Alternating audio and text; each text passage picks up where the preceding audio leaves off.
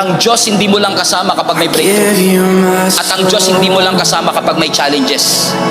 Kahit sa gitna ng mountaintop at valley low, nandun si Lord. Kasama mo ang Diyos pag na-promote ka. Kasama mo ang Diyos pag nawalan ka ng trabaho. Pero yung araw-araw kang pumapasok sa trabaho, kasama mo pa rin ang Panginoon. Hindi lang natin na-appreciate kasi yun ang ordinary. Marami sa atin nagsisimba para magpasalamat. Grabe ginawa ng Diyos. At marami rin nagsisimba para may matinding gawin ang Diyos. Pero minsan nakakalimutan nating ipagpasalamat yung araw-araw sinusustain niya tayo. Yung araw-araw may trabaho tayo. Yung araw-araw may nakakain tayo. Yung paglakad po natin kasama si Jesus, kasama din po sa pagpapala ng Diyos at presensya ng Diyos, yung mga simple at ordinaryong parte ng ating buhay. Yung mga average and typical. Yung simpleng pagsikat ng araw, kasama mo ang Panginoon. Yung simpleng paghinga mo every second, kasama mo ang ating Panginoon.